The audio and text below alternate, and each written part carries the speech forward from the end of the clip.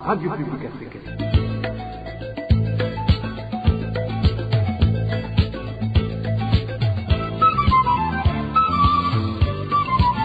Radio Publique Africaine.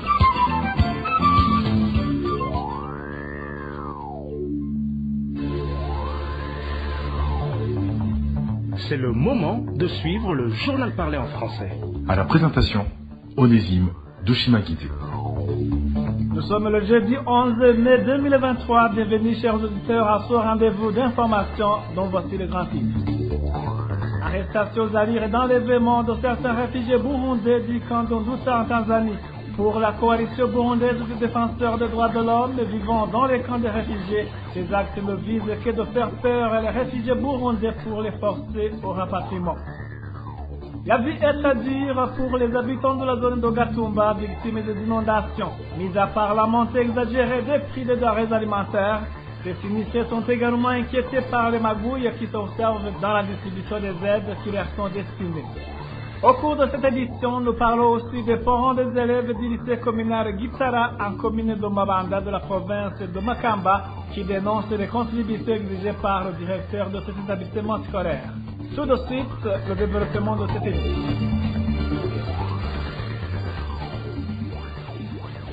Ouvrons cette édition sur la page sécurité. Un homme de 48 ans a tué ses deux enfants ce mercredi sur la colline Ruhororo en commune Gatara de la province de Kayanza.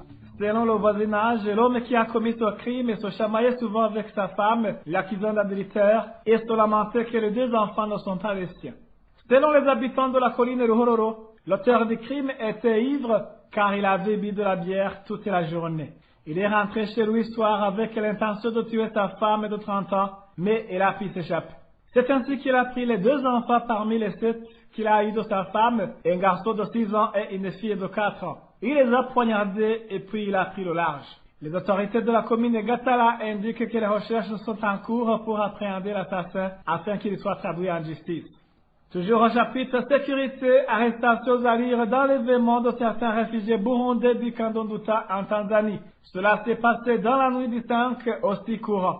Selon nos sources, ces Burundais ont été extirpés de leur maison les heures avancées de la nuit par des policiers tanzaniens.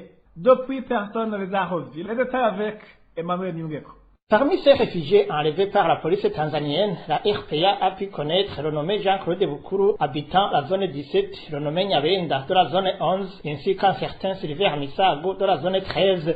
Selon nos sources en Douta, tous les trois ont été tirés de leur maison vers 1h du matin et ont été embarqués à bord d'un véhicule appartenant à la police tanzanienne. Ce Burundais réfugié au camp d'Ondouta témoigne. C'était dans les heures de la nuit et ils sont venus à bord d'un véhicule. Personne n'est intervenu parce qu'on n'a pas entendu de cris. Ils te réveillent et une fois réveillé, ils t'arrêtent puis t'embarquent. Notre source révèle également que d'autres réfugiés burundais dont on ignore encore le nombre ont été enlevés et conduits dans un endroit jusqu'ici inconnu, d'où les familles de ces personnes se disent très inquiètes pour la sécurité de leurs et demandent d'être informées sur leurs lieux de détention et sur les crimes leur reprochés, surtout que ce n'est pas la première fois qu'une telle opération y est effectuée et qu'on ne retrouve plus la trace des personnes arrêtées. Sur cet enlèvement de réfugiés burundais, la coalition burundaise de défenseurs des droits de l'homme vivant dans les camps de réfugiés a sorti une déclaration pour dénoncer cet enlèvement perpétré par le corps de sécurité de la Tanzanie. Léopold Charangabo indique que ces actes ne visent que de faire peur les réfugiés burundais pour dire qu'ils n'ont qu'un seul choix, celui de rentrer au pays. Suivez. La coalition CBDH Vicar a sorti une déclaration pour déplorer l'enlèvement des réfugiés burundais dans le camp d'Ondouta la nuit du 5 au 6 mai par la police tanzanienne. La police a arrêté au moins 5 réfugiés dans les zones, mais le lieu de détention n'a pas encore été révélé par la police. Mais selon les informations recueillies en provenance des camps de réfugiés en Tanzanie, disent que certains des représentants des réfugiés sont complices. La Tanzanie essaie de collaborer avec certains chefs de zone soupçonnaient bien sûr d'accepter tout donc le plan du gouvernement tanzanien en collaboration avec le gouvernement burundais de rapatrier coûte que coûte les réfugiés burundais. Ce défenseur des réfugiés burundais demande au gouvernement tanzanien de montrer où ces réfugiés ont été amenés et de demander encore une fois que le gouvernement ne fasse plus ce qu'il a fait dans les années antérieures où sa police a enlevé les réfugiés burundais, d'où certains d'entre eux ont été déportés au pays illégalement. Cette arrestation nous rappelle la nuit du 22 au 23 juillet en 2020, au cours de laquelle la police tanzanienne a arrêté plusieurs réfugiés dans le camp de réfugiés d'Onduta et l'ancien camp Mutenderi, dont certains de ces réfugiés ont été disparus et d'autres ont été remis entre les mains de la police burundaise. C'est la raison pour laquelle nous demandons d'abord au gouvernement tanzanien de montrer là où ces réfugiés sont détenus pour que les familles puissent aller les rendre visite. Nous demandons aussi à ce pays d'accueil de ne plus refouler les réfugiés burundais comme il a fait en 2020. Sinon, ça sera une violation flagrante des conventions signées en rapport avec les réfugiés à son article 33. Qui dit qu'aucun pays contractant n'a le droit d'offrir un réfugié dans son pays d'accueil, plutôt dans son pays d'origine. Nous demandons au gouvernement burundais de cesser à demander le gouvernement tanzanien de refouler le Burundi, plutôt qu'il fasse son mieux en collaborant directement avec les réfugiés burundais qui sont en exil, par exemple en organisant des dialogues inclusifs inter-burundais. Nous demandons aussi au HCR de continuer à plaider pour les réfugiés burundais. Et aussi, on n'oublie pas la communauté internationale. Il faut qu'elle monte la voix pour dire au gouvernement tanzanien et aussi au gouvernement burundais d'arrêter ces actes de violation des droits des réfugiés. C'était Léopold Charangabo, défenseur des réfugiés burundais. Dans un instant, nous ouvrons la page consacrée aux nouvelles de la société. La vie est très dure pour les habitants de la zone Rukaramu, commune Mutimbuzi, en province de Bujumbura. À part que les familles ont été dispersées pour trouver de l'hébergement suite aux inondations des eaux de la rivière Rusizi, ces habitants indiquent qu'ils sont également inquiétés par la montée exagérée des prix des denrées alimentaires, ce qui vient aggraver leur situation. Ces habitants de la zone Rukaramu sont aussi frustrés du fait que les autorités ne sont pas encore venues voir les victimes de ces inondations et demandent ainsi à ces autorités de leur venir en aide dans ces moments difficiles. Suivez l'un des habitants de la zone Rukaramu qui s'est confié à la RPA. Le problème que nous avons, comme vous l'aviez su, que nous avons été envahis par les inondations dans notre zone Rukaramu en commune Mutimbuzi, c'est que nous ne savons plus à quel sens se vouer, car par exemple, le prix d'un kilo de pommes de terre qui était entre 1000 et 1100 francs s'achète entre 1600 et 1700 francs depuis 2 mois. Un kilo de haricots qui était à 3500 francs s'achète actuellement à 4100 francs. Pour nous, ça devient très difficile de couvrir toutes ces dépenses étant donné que les membres de nos familles sont dispersés dans de nombreux ménages qui ont accepté de nous héberger et que nous sommes également obligés de nous déplacer à l'aide d'une pirogue. Aussi, aucune autorité ne s'est rendue sur les lieux pour nous adresser un message de réconfort et nous expliquer ce qu'ils projettent de faire. Même s'ils disent qu'ils vont aménager la rivière Rusizi, le président de la République avait déclaré que les fonds sont disponibles, mais c'est au niveau du ministère que tout est bâclé, car ils avaient dit qu'ils vont l'aménager cette année en cours. Rien n'a été fait jusqu'à présent. Ce sont juste des paroles sans aucune action. Si rien n'est fait, nous allons tous mourir. Les écoles vont s'écouler. Où est-ce que les enfants vont aller étudier? Qu'ils nous viennent en aide. Toujours en commune de Mutimbuzi, l'hôpital de Gatumba, en province de Bujumbura, a fermé ses portes depuis un certain temps suite aux inondations causées par la rivière Rusizi à Ankri. Pour le moment, les malades ont été transférés dans d'autres structures sanitaires. Les habitants de Gatumba disent craindre pour leur santé, surtout que dans cette période, cette zone est souvent inondée et les maladies liées à l'absence d'hygiène sont multiples. Les détails avec Eric Nyonzima. Les inondations qu'ont connues différentes localités de la zone Gatumba suite au débordement de la rivière Rusizi n'ont pas épargné l'hôpital de Gatumba. Selon notre source à Gatumba, aucun espace n'a échappé à ces zones d'où il a été décidé de sa fermeture et le transfert de tous les malades y habités, comme en témoigne cet habitant de la place. L'hôpital de Gatumba est fermé car il est inondé et est entouré de beaucoup d'eau. Avant l'ouverture de cette structure sanitaire, les habitants se faisaient soigner sur un centre de santé de la zone. C'est là où on a transféré les malades. Les gens qui sont dans un état plus grave ont été transférés dans les autres hôpitaux. Notre source à Gatumba fait savoir que la fermeture de cet hôpital constitue une très grande perte pour les habitants de la place, surtout en cette période où les maladies sont de plus en plus nombreuses à cause de ces inondations. Gatumba sans hôpital est vraiment une catastrophe parce que quand il y a des inondations, des maladies de toutes sortes apparaissent et la présence des médecins est primordiale. Ce n'est pas évident de trouver un médecin sur un centre de santé, car seul un hôpital dispose de médecins pouvant traiter de graves maladies. La situation se présente ainsi alors que depuis l'an 2021, les responsables de l'hôpital Gatumba, tout comme les patients, ont toujours demandé à ce que cette structure sanitaire soit délocalisée vers le centre de santé proche de la zone Gatumba, un endroit qui n'a jamais été touché par ces inondations mais en vain. Toujours en zone de Gatumba, il s'observe des magouilles dans la distribution d'une aide destinée aux nécessités victimes des inondations dues au débordement des eaux de la rivière Rusizi. Les habitants de cette localité indiquent que les responsables chargés de cette distribution ajoutent sur les risques des bénéficiaires de cette aide des noms fictifs afin d'en profiter eux-mêmes. Reportage signé Marie-Ange Irakoze.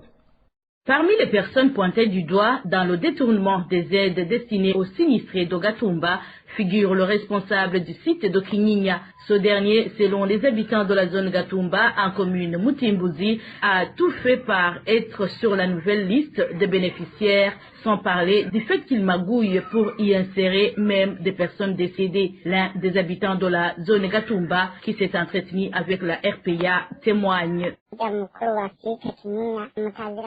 Le responsable du site de Kinyinya s'appelle Alexis, mais il est plus connu sous le sobriquet de Délé. Mardi passé, les agents de l'EIM sont venus pour inventorier toutes les personnes de la colline Myangue 1 touchées par ce sinistre. Mais ceux qui avaient déjà reçu une assistance de 499 000 pour aller chercher des logements ailleurs n'étaient pas concernés. Mais Alexis a pris certains noms parmi eux et a pris également 5 identités des gens qui sont déjà morts et les a ajoutés à cette liste afin de percevoir tout cet argent à leur place.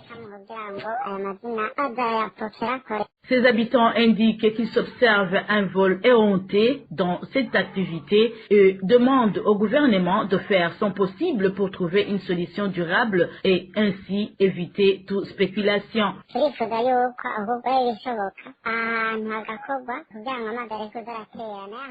Nous voulons que cet endroit soit réhabilité le plus vite possible parce que ce qu'on est en train de subir ici est un vol sans nom. Imaginez-vous qu'ils amènent des gens en provenance d'Ouyenzi, Kamenge et ailleurs et les ajoutent sur la liste. Le jour de distribution, les administratifs se présentent à leur place. Si l'aide s'élève à 500 000 francs burundais, le responsable donne 100 000 francs à la personne et empoche le reste. Ces récentes inondations ont débuté le 12 avril dernier et n'ont cessé de gagner du terrain. Pour le moment, ces eaux ont traversé la route pour se déverser sur l'autre rive. Merci à toi aussi, Marie-Ange Irakoze. Après une petite transition, nous parlons éducation. Les conséquences sont multiples en ce qui concerne la qualité de l'enseignement ou encore le développement du pays du fait que le gouvernement ne s'occupe pas correctement du secteur de l'éducation et en particulier les étudiants de l'Université du Burundi. Constat de Charles Nditige, un expert dans le domaine éducatif. C'est au moment où les étudiants du baccalauréat 3 dans toutes les facultés de cette université publique n'ont pas encore perçu leur pré-bourse. Certains d'entre eux viennent de passer 6 mois sans avoir leur pré-bourse. Suivez Charles Nditige, expert en éducation. C'est vraiment déplorable, voire scandaleux, que les étudiants de Bac 3 de toutes les facultés passent plus de 6 mois sans percevoir leur pré-bourse. En conséquence, il y a beaucoup d'abandon. Même ceux qui participent fréquentent les auditoires n'ont pas assez d'attention pour suivre attentivement les cours, parce que, comme on dit, ventre affamé n'a point d'oreille. Par ailleurs, au-delà de ces abandons, ceux qui terminent n'ont pas le niveau requis ni les compétences nécessaires pour exercer correctement et efficacement leurs fonctions. Donc la qualité de l'éducation, de la formation baisse drastiquement depuis le primaire jusqu'au niveau de l'enseignement supérieur. C'est donc une perte sèche pour le gouvernement, pour les parents et pour ces étudiants, parce que d'une part, ils ne pourront pas rembourser le pré-bourse parce qu'ils n'auront pas d'emploi, même ceux qui terminent n'ont pas d'emploi parce que le pays est justement pauvre. Et il n'y a pas de développement possible sans cadre compétent et formé dans tous les secteurs de la vie nationale. Et c'est ce qui explique en grande partie pourquoi aujourd'hui le Burundi est le dernier pays le plus pauvre du monde et que la majorité de la population croupit dans une pauvreté, dans une misère sans nom, et que le chômage touche plus de 60% des jeunes, y compris ceux-là même, et qui ont pu avoir un diplôme, même si ceux qui ont reçu un diplôme sans toutefois avoir les compétences requises. À cet effet, Charles Nitije interpelle les dirigeants du pays à se ressaisir en mettant en priorité le secteur éducatif, étant donné que c'est la source de la connaissance et du développement du pays et du peuple en général. Que pourrions-nous dire au gouvernement, sinon que de lui dire qu'il faut qu'il revienne à la raison et qu'il comprenne qu'il n'y a pas de développement possible sans un beau système éducatif, un système de qualité et qui est compétitif sur le marché tant intérieur qu'extérieur. Il faut qu'ils comprennent que sans cadre formé dans tous les secteurs de la vie nationale, il n'y a point de progrès possible. Et qu'ils comprennent qu'il faut qu'il fasse de l'éducation la priorité des priorités en accordant un budget consistant à ce secteur clé, en équipant les écoles et les classes pour que les effectifs deviennent moins pléthoriques, cela du primaire jusqu'à l'enseignement supérieur. Il faut également qu'ils relèvent les salaires des enseignants pour qu'ils soient considérés. Il a trouvé de l'argent pour augmenter les salaires des militaires et des policiers parce qu'ils savent tirer, mais le progrès d'un pays ne réside pas dans le nombre ou la qualité du système de défense. C'est pas ça, c'est plutôt l'éducation. Même ces militaires sont formés par les enseignants. Il faut également que le gouvernement promeuve le culte du meilleur et qu'il dépolitise le système éducatif et qu'il confie les directions des écoles à des gens qualifiés, compétents et intègres et non des militants du CNDD et FDD et qu'ils comprennent que le salut est là, qu'en dehors de cette politique de prioriser le système éducatif pour qu'il soit compétitif et de qualité. En dehors de cela, il n'y aura point de progrès et le pays va continuer à dégringoler dans le sous-développement, dans la pauvreté et dans la misère. Toujours à ce chapitre, les parents des élèves du lycée communal Gitara dénoncent la contribution de 10 000 francs exigée par le directeur de cet établissement de la commune de Mabanda en province de Makamba. Seuls les élèves qui ont repayé cette somme seront autorisés à faire les examens de fin de l'année scolaire. Les parents des élèves finalistes du lycée communal Gitara indiquent que dans la réunion de lundi, le directeur de l'école a menacé d'interdire à leurs enfants de faire des examens de fin de l'année scolaire. Le directeur a intimidé les élèves. Selon lui, quiconque n'aura pas payé les 10 000 francs n'aura pas droit aux examens. Même s'il y aurait d'anciens élèves de cet établissement qui n'ont pas encore eu leur diplôme, le directeur du lycée communal Gitara a expliqué aux parents que la contribution de 10 000 francs pour chaque élève lui permettrait de leur apporter des diplômes et des certificats. Nous avons tenté de joindre le directeur du lycée communal Gitara, Anakle Nahayo, mais il n'a pas décroché son téléphone portable. Le directeur de l'éducation dans la commune Mabanda, Léonard Sindakira, lui, demande aux parents de soumettre la question aux échelons supérieurs pour qu'on trouve une solution. Grogne de certains administratifs en province de Makamba qui déplorent eux aussi les contributions forcées destinées aux travaux de construction du bureau provincial, lesquelles contributions sont demandées auprès des citoyens. Ils indiquent qu'ils se remarquent un manque de clarté dans la collecte répétitive de ces contributions ainsi que sur leur usage. Le point avec Eloge de Bermech. Ils disent craindre un vol organisé qui se ferait à travers les collectes de contributions forcées sollicitées auprès des citoyens et destinées aux travaux de construction du bureau provincial. Il s'agit de certains administratifs de la province de Makamba qui se sont entretenus avec la RPA. Les collectes de ces contributions se font sur ordre du gouverneur de la province, comme c'est le cas actuellement dans différentes communes où la contribution a été fixée à 1000 francs burundais. Un des administratifs au niveau provincial explique que les craintes résultent d'une gestion opaque des sommes collectées. En démarrant les travaux de construction, ils n'ont même pas bien expliqué le projet aux citoyens, vu que nous avions été surpris par le démarrage. Par la suite, il a été mis en place un système de collecte des contributions auprès des citoyens. Ce qui est étonnant, c'est qu'à maintes reprises, les autorités provinciales disaient que les collectes en cours étaient destinées aux travaux de finissage, mais en vain. Aucun rapport ne nous est donné pour savoir l'argent collecté au niveau de la province et son usage. Cela engendre des soupçons chez certains d'entre nous qu'il y a des sommes collectées pour enfin être détournées. Ces inquiétudes quant à la gestion de cet argent collecté sont également soulevées par certains administratifs au niveau des communes. Celui-ci dit qu'à part que cet argent est un fardeau pour les citoyens, le manque de clarté se manifeste dans la gestion de ces sommes d'argent, également au niveau des communes. Dire que j'ai déjà entendu des personnes qui parlent d'un débit de ce chantier, vraiment, je serais en train de mentir. Je pense qu'il y a peut-être un cercle établi où les autorités se donnent des informations sur les débits. Actuellement, ils disent que nous sommes dans la continuité des travaux qui ont commencé il y a quelques temps.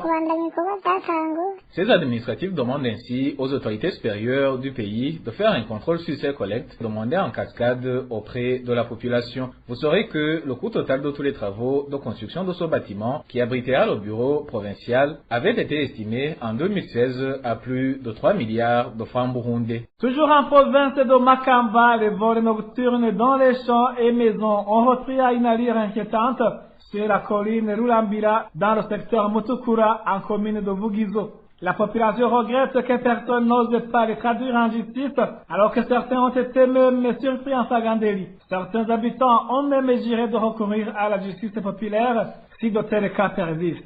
Le point avec Denis Claire, il a trouvé.